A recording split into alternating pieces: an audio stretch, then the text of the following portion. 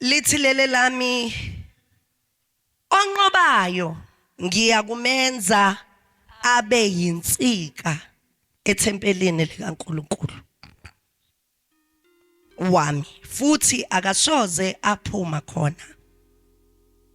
Ngiyakuloba negama likaNkulunkulu wami phezu kwakhe negama lomuzi kaNkulunkulu wami iJerusalema elisha elehla ezulwini kuNkulunkulu wami negama lami elisha. Bese na ufunda incwadi yamaHubo 91 verse 11. Zohamba yofunda ekhaya. For he will command his angels concerning you to guard you in all your ways. Ngokuba uyakuyaleza izingelozi zakhe ukuba zikugade indlela zakho zonke. Nikhona bazalwane. Now ngifuna uyibambe lento yokuthi uphilelani kahle kahle wena kulomhlaba. Why are you living? Omunye uzothi ngiphila ngoba nginabantwana ngiphilela ukukhulisa abantwana. Omunye uthi hayi ngiphilela ukuthi ngirun ibusiness yami. Omunye uthi hayi ngiphila ngoba umama wami nobaba wami bayasebenza. Siphilelani kulomhlaba. Siphilela kunqoba.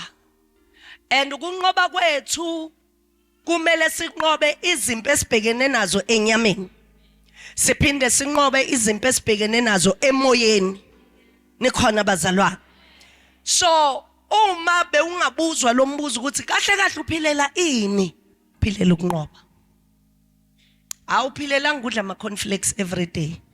Awuphilela ngamagwinya njengoba sekusebusika. Uphilela ini bazalwane? Philela kunqoba. Hayi kiphilela ntatole libana bahayi. Uphilela kunqoba. Nikhona bazalwane.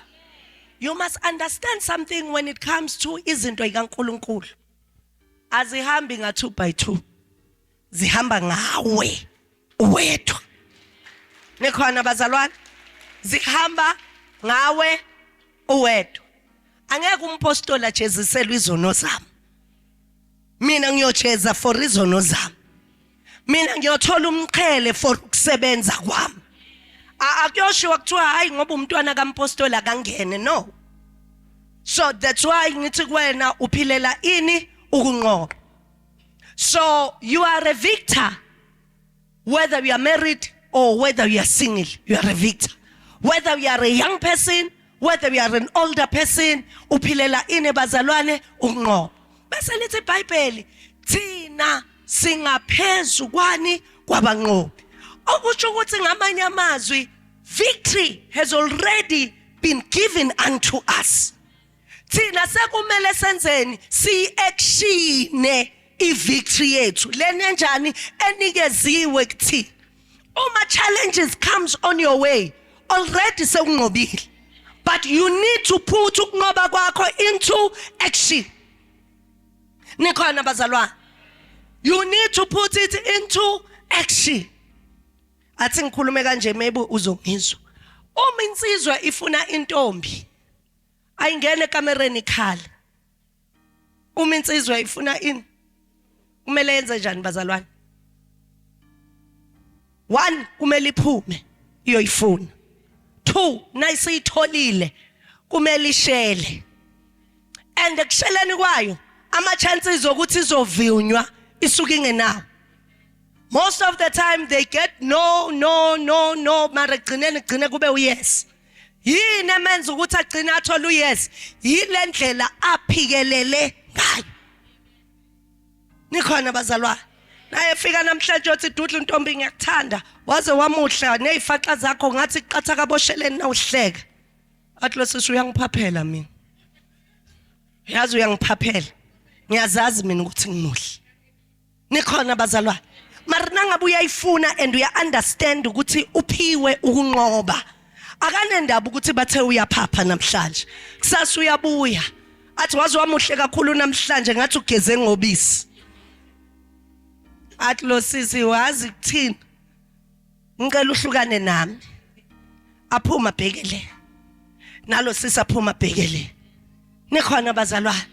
wabuye day number 3 athi awamuhle ntombazane angisakhona nokulala ugcwele enhlizweni yami usho namanga njalo akugcwelanga wena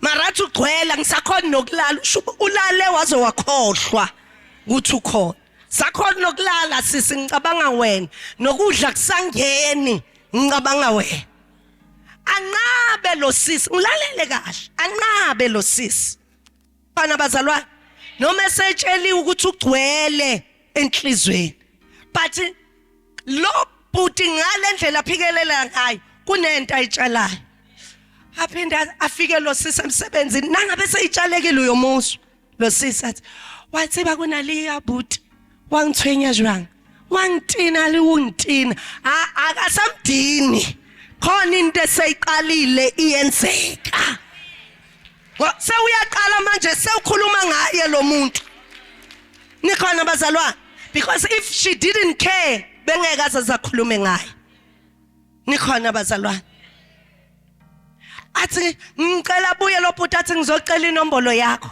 athi ngizakunika mari ngicela ungangiphapheli ungangifoneli ngalesikhathi fone ekseni kuphela abone lo bhuti ukuthi hayi siyawina kancane kancane siyakhona nikhona bazalwane so now understand ukuthi uphiwe kunqoba face your challenges with boldness face inkinga zakho ngesibindi ungasabi ngoba uyazi ukuthi ukunqoba egcineni unjani uphiwe khona nikhona bazalwane okwamanje ngabonakala ngathi uyahluleka okwamanje ngabonakala ngathi awenzi khona okwamanje ngabonakala ngathi uyahluleka okwamanje ngabonakala ngathi lento oyenzayo angeke ize yenzeke but if you persist in the victory that has already been given unto you, you will come back with your answers.